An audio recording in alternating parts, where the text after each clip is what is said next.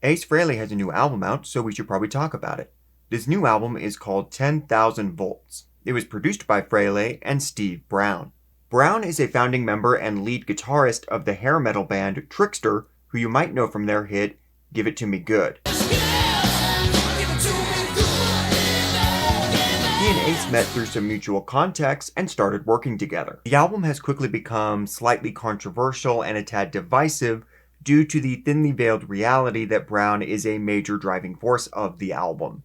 He fully admits that most of the ideas and songs started with him. Frehley and Brown have been hyping up this record like you would not believe, mainly saying that this is Frehley's best album since his 1978 solo album. Brown has criticized Frehley's other solo albums for containing a lot of filler and mediocrity.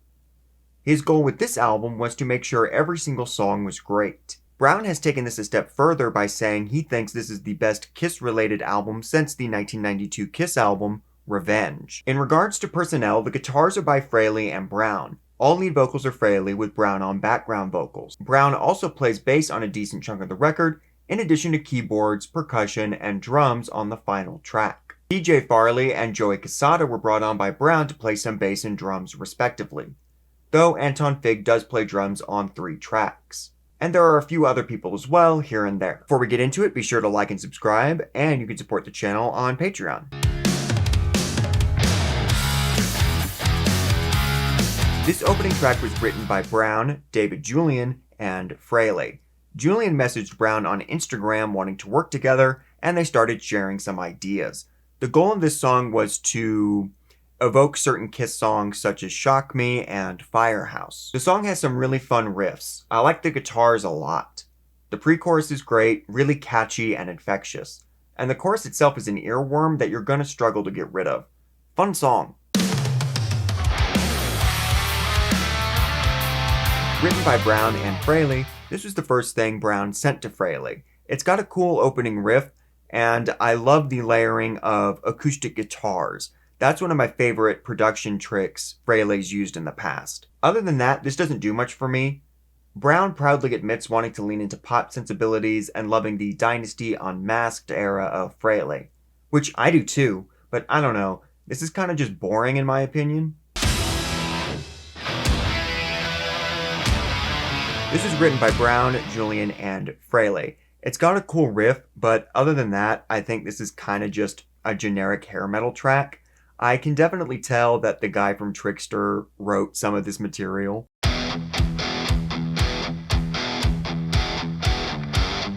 This is written by Frehley and Brown. I think the verses of this are quite bad, really boring and lame, and I don't think the vocals are very good either. There's been a lot of talk of auto-tune, and yeah, I'm sure it was used, but that is just industry standard these days and has been for a while.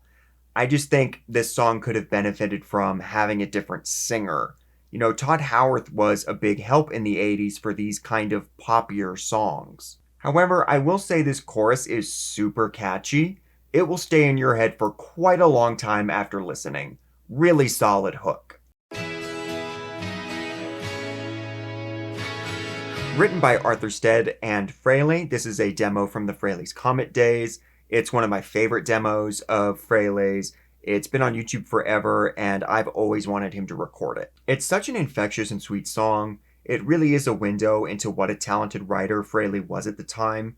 I don't like the solo, and I wish he had recorded it earlier in his career, but screw it, I'll take it. I'm just happy he finally did it, because this is a fantastic song. Written by Frehley and Brown, this was the second song they worked on. My immediate thought when I listened to this for the first time was, thank God something up-tempo. This is great. A fantastic modern Ace song. Not in that it feels like trend chasing or anything like that, just that it sounds contemporary and tough. Best song of the album, so good. This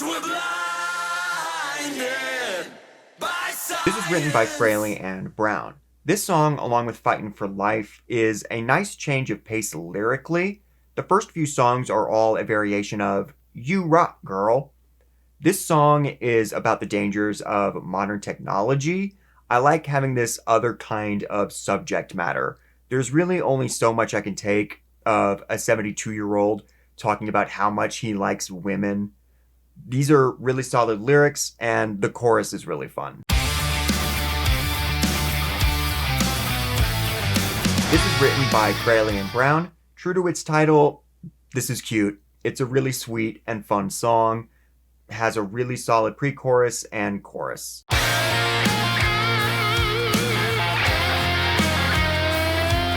Written by Nadia Ferris and Matthew Wilder, this is a cover song. The original was recorded by Nadia in 2002 and was featured in the 2002 Jason Statham movie The Transporter. Frehley never forgot the song and presented it to Brown. Brown was hesitant to include a cover track, but it's a Frehley staple and often the highlight of his albums. Once taken on, Brown wanted it to be Frehley's Stairway to Heaven with a huge production. And I will say, I think he did a damn good job. This is really cool. Kind of a different song for Frehley, but in the best way. It's kind of epic and tells a story. I love it.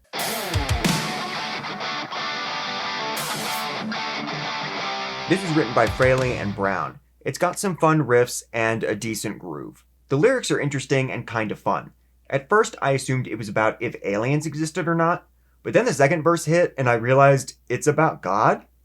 The verses are about the wonders of the earth and the universe and Frehley marveling at it. Maybe the song is simply about things being beyond our understanding, whether that's heaven or the universe. Written by Brown and Frehley, this is the album's instrumental track.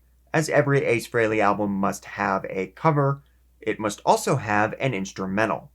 This is pretty cool, nice and atmospheric. I like it. Overall, I think this is a pretty solid album. The second half I like quite a bit more than the first half.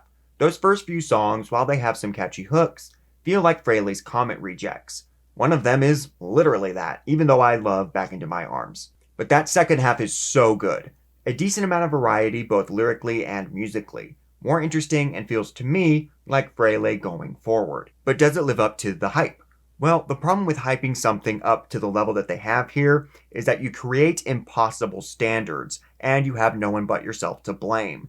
Many Kiss fans, myself included, love Frehley's 78 record. It's one of my absolute favorite rock records. This album was never going to live up to that. And saying that not only is this Frehley's best work in 45 years, but also the best work of any Kiss-related project in 30 years? With those claims, the album better blow me away, and it didn't. Frankly, there are a lot of Kiss-related albums post-Revenge that I think are better than this. Like, I think Paul Stanley's original songs on the Soul Station album are better than most, or maybe even all of the songs on this. It's all subjective, of course, and if Brown genuinely feels that this is the best thing since sliced bread, fair enough. I'm glad he's so passionate about it and ambitious as a producer. But I think the way they've tried to hype this record has been kind of a turnoff. As far as Frehley's albums go, I think this is a stronger effort than Space Invader or Spaceman, though I think Spaceman had stronger singles than 10,000 Volts. It's a solid album, and honestly, it's just nice to have new songs from a member of Kiss.